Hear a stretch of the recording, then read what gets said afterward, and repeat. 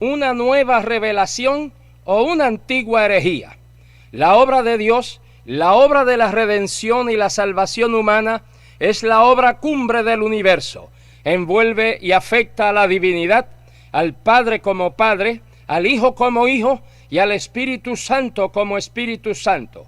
Envuelve y afecta a los ángeles, arcángeles y serafines, al hombre y a todas las criaturas, al diablo, a los demonios y al infierno, al cielo, tierra y mar, al sol, la luna, las estrellas, los astros y los planetas, al tiempo, al espacio y a la eternidad, a todo el universo de Dios, siendo una obra tan trascendental que está encaminada hacia la gloria de Dios, hacia la dicha del hombre y hacia la derrota final y definitiva de Satanás. Es por ello que Satanás realiza sus más grandes e ingeniosos esfuerzos y artificios para combatirla.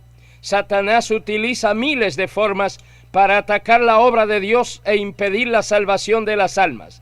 Él sabe que sus días y sus horas están contados y recurre a toda clase de simulaciones y ataques contra la palabra de Dios. En su saña y cruel oposición a Dios, a la obra de Dios, a los hijos de Dios y a la salvación de las almas, Satanás se ha ganado una serie de títulos y diplomas que ostenta con infernal orgullo. Él es conocido como destructor, Apocalipsis 9:11, acusador, Apocalipsis 12:10, ángel del abismo, Apocalipsis 9:11, diablo o adversario, Mateo 4:1, Dios y príncipe de este mundo, 2 Corintios 4:4, príncipe de los demonios, Mateo 12:24, príncipe del poder del aire, Efesios 2:2, gobernador de las tinieblas, Efesios 6:12, tentador, Mateo 4:3, espíritu inmundo, Mateo 12:43, maligno, Mateo 13:19, engañador, Apocalipsis 20:3, padre de mentira, Juan 8:44, dragón, Apocalipsis 20:2, Belial, 2 Corintios 6:15, león rugiente, 1 Pedro 5:8, Belzebub, Mateo 12:24, homicida, Juan 8:44, engañoso ángel de luz, 2 Corintios 11:14, serpiente, Génesis 3:4. Satanás actúa en las distintas ocasiones como mejor convenga a sus malignos planes y propósitos. Unas veces trabaja como acusador, otras veces como tentador, otras como mentiroso, otras como león, otras como serpiente, otras como ángel de luz para engañar. Para el logro de sus funestos fines, no escatima en los medios, no tiene escrúpulos de ninguna índole, no respeta a nadie. Quien no se cuide caerá en sus redes. La saña, el odio, la inquina de Satanás es contra la palabra de Dios. A él no le interesa ni le conviene tanto negar de plano la palabra de Dios, más bien continuamente se mete a intérprete de la palabra de Dios para torcerla y solapadamente hacerla nula para el hombre. Esta salvación tan grande que disfrutamos, que fue anunciada primeramente por el Señor Jesucristo, testificando Dios el Padre juntamente y con repartimiento del Espíritu Santo, Hebreos 2, 3, 4, siendo tan clara como lo es, el diablo empero se mete a intérprete de la palabra de Dios para obscurecer, confundir, engañar, dividir, para perder las almas. Satanás le da a la palabra de Dios una interpretación particular propia de él, para sus propios fines, pero la palabra de Dios no es ni puede ser de particular interpretación. Lo mismo es que sea el diablo o un predicador o un obispo o una organización o una iglesia o un concilio. Nadie puede ofrecer una interpretación particular o privada de las Sagradas Escrituras. Las propias Sagradas Escrituras son su mejor intérprete y el Espíritu Santo que la inspiró. 1 Pedro 1:20, 1 Juan 2:20 y 27. Sabelio, un presbítero de la iglesia en los primeros tiempos que residía en el norte de África, con interpretaciones particulares, privadas, inconsistentes, contradictorias y erráticas, se inventó una doctrina que no niega la divinidad de Jesucristo, sino que lo hace la única persona de la divinidad.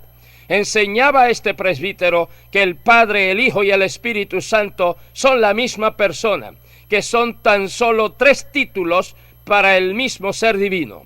Los sabelianistas bautizaban en agua en el nombre de Jesús solamente, excluyendo al Padre y al Espíritu Santo, lo cual era una moda nueva en la iglesia, y por lo mismo también les llamaban los modalistas. La iglesia de entonces rechazó vigorosamente esta enseñanza y se adhirió firmemente a la fórmula bautismal ordenada por nuestro Señor Jesucristo, esto es, en el nombre del Padre y del Hijo y del Espíritu Santo. Mateo 28, 19. Esta antigua herejía de Sabelio ha reaparecido hace algunos años en algunos países, como también en Puerto Rico, vestida con el ropaje de una nueva revelación o una nueva luz, pero el propio nombre que le han dado delata la herejía, pues basta con la sin igual, la segura y la permanente revelación que Dios nos ha dado en las Sagradas Escrituras. Los apóstoles, en obediencia al mandato de Cristo, como también la iglesia primitiva, siempre bautizaron en el nombre del Padre, del Hijo y del Espíritu Santo. Ignacio, en el año 100, que vivió para el tiempo de la muerte del apóstol Juan, escribió, y citamos: el Señor envió sus apóstoles a ser discípulos en todas las naciones y a bautizar en el nombre del Padre y del Hijo y del Espíritu Santo. Justino Mártir, en el año 165, escribió: los nuevos convertidos son traídos a un lugar donde hay agua y reciben de nosotros el bautismo en agua en el nombre del Padre, Señor de todo el universo, y de nuestro Señor Jesucristo y del Espíritu Santo. Clemente de Alejandría en el año 156 y Tertulio en el año 160 nos dan el mismo testimonio y aún aclaran más el asunto cuando escriben: nadie sea engañado ni suponga que porque los apóstoles frecuentemente omiten los nombres del Padre y del Espíritu Santo al hacer mención del hecho y del mandato del bautismo, no de la fórmula cuando están bautizando, que por eso no sea importante invocar los 3 nombres.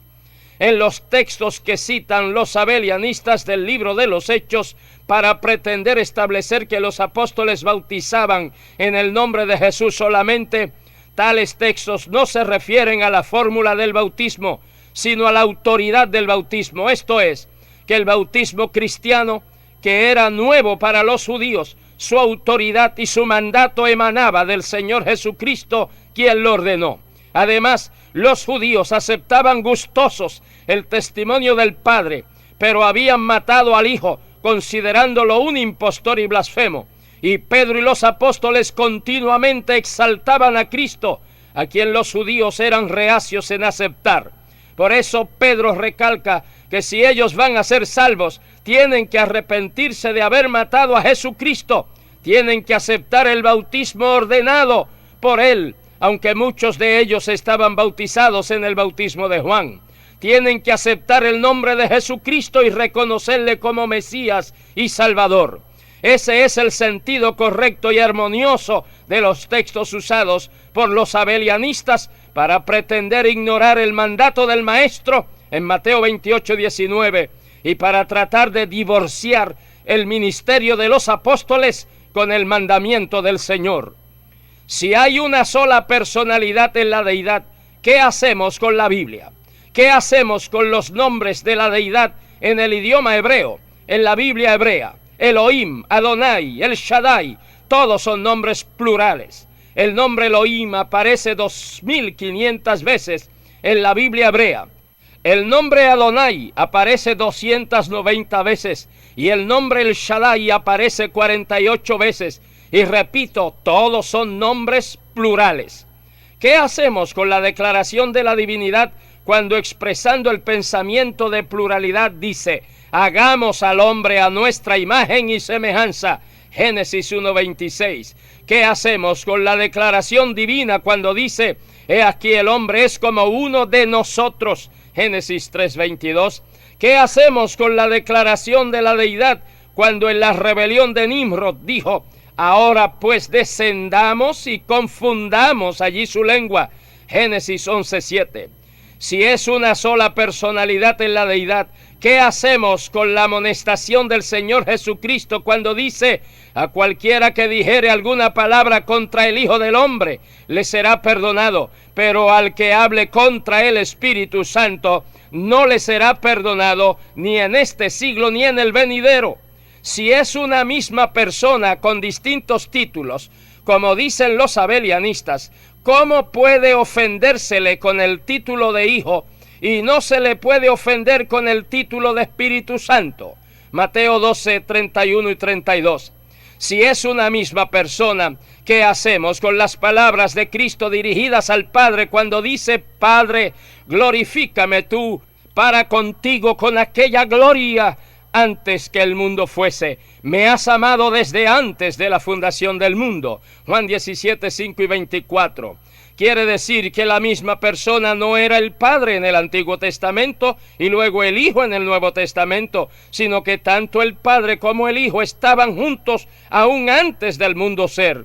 ¿Qué vamos a hacer con el texto bíblico que dice: el Padre tiene vida en sí mismo y a la vez ha dado al Hijo el tener vida en sí mismo? Juan 5, 26. Si es Jesús solo, ¿qué hacemos con las declaraciones de Jesús cuando dijo: no soy yo solo, sino yo y el que me envió el Padre? Juan 8, 16. Y en vuestra ley está escrito que el testimonio de dos hombres es verdadero. Yo doy testimonio de mí mismo y el Padre que me envió da testimonio de mí. Juan 8, 17 y 18. Aquí el Señor Jesús dice que Él y el Padre son dos y no uno, como dicen los abelianistas, los Jesús solo. Abundando sobre esto, Jesús también dijo: no me ha dejado solo el Padre, porque yo hago siempre lo que le agrada. Juan 8, 28. No estoy solo porque el Padre está conmigo. Juan 16, 32. ¿Qué hacemos si es uno solo con las palabras de Cristo cuando dijo: yo rogaré al Padre y os dará otro consolador, al Espíritu de verdad? Juan 14, 16. ¿Podrá una misma persona rogarse a sí misma para enviarse a sí misma? ¿Qué hacemos con las palabras de Cristo cuando dice: el que me ama, mi palabra guardará, y mi Padre le amará, y vendremos, plural, vendremos a él y haremos morada en él? Juan 14, 23. ¿Qué hacemos con el relato bíblico del bautismo de Jesús cuando dice: y Jesús, después que fue bautizado, subió luego del agua, y he aquí los cielos fueron abiertos, y vio al Espíritu de Dios que descendía como paloma y venía sobre él? Y hubo una voz de los cielos que decía: este es mi Hijo amado, en quien tengo complacencia. Mateo 3, 16 y 17. Si es uno solo, ¿cómo podía estar en carne y hueso en las márgenes del río Jordán, y a la vez hacer oír su propia voz desde el cielo, y a la vez convertirse en paloma y pararse a sí mismo sobre su propia cabeza? Afirmar que es uno solo, en este caso del bautismo, equivale a decir que Jesús se convirtió en un ventrílocuo, haciendo oír su propia voz desde el cielo, y que también se convirtió en un mago que asumió la forma de paloma y se posó sobre sí mismo. ¿Qué hacemos con la visión de Juan el apóstol en el libro de Apocalipsis, cuando dice: y vi en la mano derecha del que estaba sentado en el trono un libro escrito por dentro y por fuera, sellado con 7 sellos, y miré y vi que en medio del trono y de los 4 seres vivientes y en medio de los ancianos estaba en pie un cordero como inmolado, y vino y tomó el libro de la mano derecha del que estaba sentado en el trono. Y oí decir al que está sentado en el trono y al cordero: sea la alabanza, la honra, la gloria y el poder por los siglos de los siglos.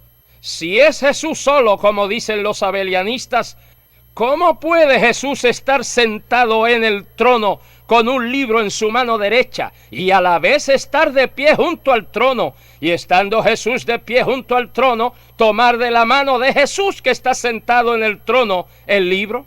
Amados, si todo esto es así, como dicen los abelianistas, los Jesús solo, ¿qué hacemos con nuestro idioma?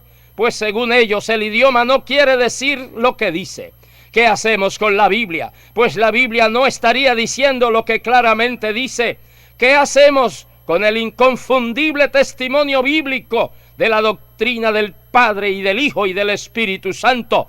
El único propósito de Satanás al traer esta maraña de doctrinas erróneas es para sembrar confusión y dudas con respecto a la palabra de Dios, como hizo con nuestros primeros padres. Una duda lleva a otra duda y una confusión conduce a otra confusión. La persona así confundida opta por no creer en nada del testimonio de las Sagradas Escrituras y se torna otra vez al pecado. Hermanos míos, lo sabio, lo prudente, lo correcto, lo seguro es creer y aceptar el testimonio de la Biblia tal cual está revelado y escrito, sin interpretaciones caprichosas, inconstantes, contradictorias e irreverentes. Atendamos bien a la amonestación de la palabra de Dios sobre este asunto.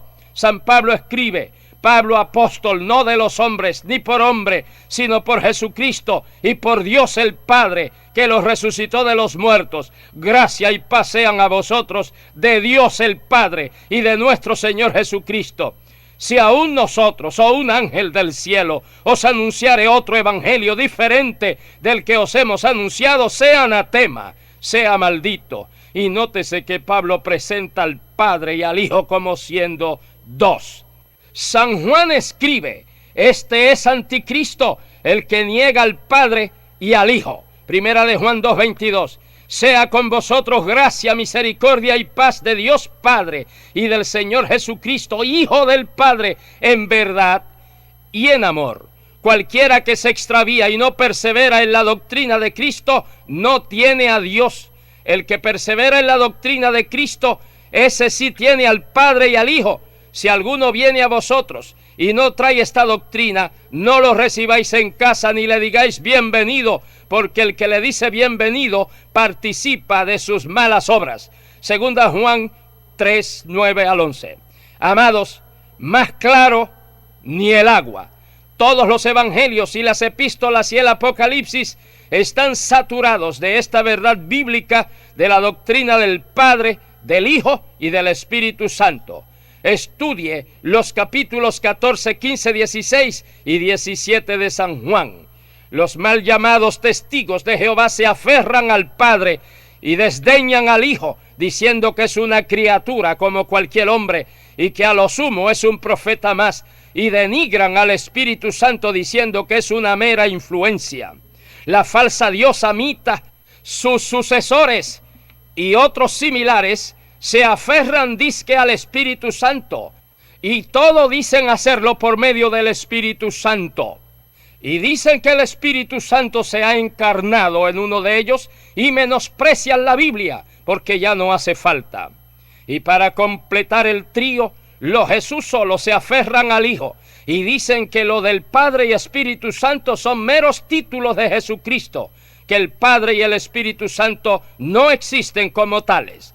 Desde luego, conforme hemos notado en las escrituras citadas, quien pretende quedarse con uno menospreciando los otros dos, no tiene a ninguno de los tres. Por eso, nosotros nos quedamos con los tres, el Padre, el Hijo y el Espíritu Santo. Pues Jesús dijo: ninguno puede venir a mí si el Padre que me envió no le trajere.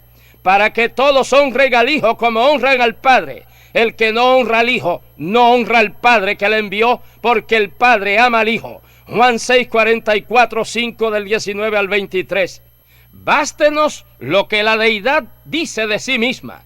Gocémonos en la maravillosa unidad de la divinidad. El Padre amó y envió, el Hijo vino y se sacrificó, y el Espíritu Santo descendió y aplicó y aplica las verdades de la redención al creyente humilde. Por lo demás, digamos con el apóstol de los grandes misterios revelados: oh profundidad de las riquezas, de la sabiduría y de la ciencia de Dios, cuán insondables son sus juicios e inescrutables sus caminos, porque ¿quién entendió la mente del Señor? ¿O quién fue su consejero? ¿O quién le dio a él primero para que le fuese recompensado? Porque de él y por él y para él son todas las cosas. A él sea la gloria por los siglos de los siglos. Amén. Oremos. Padre Santo, te damos gracias por Jesucristo, tu amado Hijo, nuestro precioso Salvador, y por el Espíritu Santo, nuestro gran ayudador, te suplicamos que salves estas almas, sanes cada enfermo y bendigas a todos. Esto lo suplicamos, Padre, en el nombre de Jesús nuestro Señor. Amén.